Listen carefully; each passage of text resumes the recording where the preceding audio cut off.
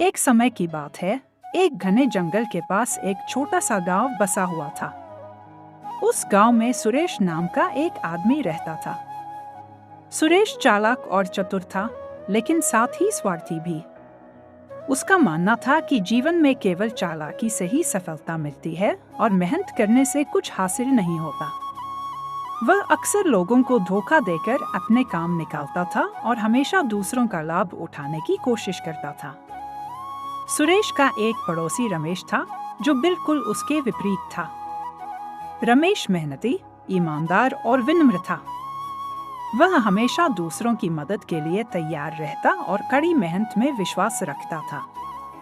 सुरेश अक्सर रमेश का मजाक उड़ाता और कहता, "तू इतनी मेहनत क्यों करता है? दुनिया में तो चालाकी से ही काम बनते हैं।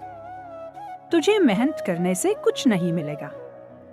रमेश मुस्कुराकर जवाब देता, "मेहनत और ईमानदारी से ही सच्ची खुशी और सफलता मिलती है। जो लोग दूसरों को धोखा देते हैं, वे कभी खुश नहीं रह सकते।" सुरेश को रमेश की ये बातें हमेशा बेवकूफ़ी लगती। एक दिन सुरेश ने सोचा कि क्यों न रमेश को सबक सिखाया जाए और उसे दिखाया जाए कि चालाकी से कैसे लाभ उठाया जाता है। उसने एक योजना बनाई। सुरेश ने जंगल से लौटते समय रमेश को कहा, "रमेश, मैंने जंगल में एक गुफा देखी है जिसमें बहुत सारा खजाना छिपा हुआ है। अगर हम दोनों मिलकर उसे निकाल लें तो हमारी गरीबी हमेशा के लिए दूर हो जाएगी।" रमेश ने जवाब दिया, "अगर यह सच है तो चलो कोशिश करते हैं, लेकिन हमें इसे ईमानदारी से बांटना होगा।"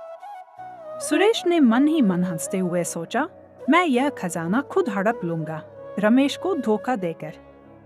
दोनों अगले दिन जंगल में गए और सुरेश ने रमेश को उस गुफा तक ले जाया जहां खजाना होने की बात कही थी।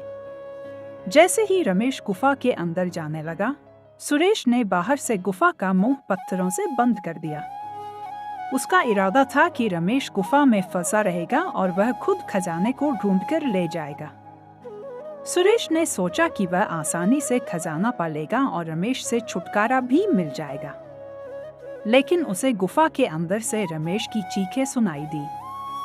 अचानक गुफा के पास से गुजरते हुए एक जंगली हाथियों का झुंड वहां आ गया।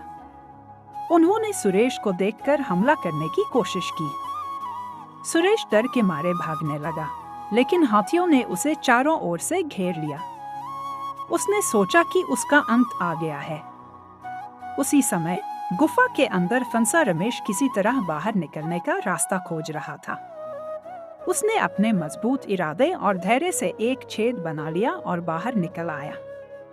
उसने देखा कि सुरेश हाथियों से घिरा हुआ है और मदद के लिए चिल्ला रहा है। रमेश ने अपनी जान की परवाह किए बिना एक बड़ी लकड़ी का डंडा उठाया और हाथियों को भगाने की कोशिश करने लगा। धीरे धीरे हाथी वहां से चले गए। सुरेश ने राहत की सांस ली और रमेश को धन्यवाद दिया। उसकी आंखों में आंसू आ गए। उसने अपने किए पर बहुत पछतावा महसूस किया। सुरेश ने कहा, "मैंने तुझे धोखा देने की कोशिश की, लेकिन तूने मेरी जान बचाई। मुझे माफ कर दे। अब मुझे समझ में आ गया कि चालाकी और धोखे से कुछ हासिल नहीं होता। सच्ची सफलता मेहनत और ईमानदारी में है।"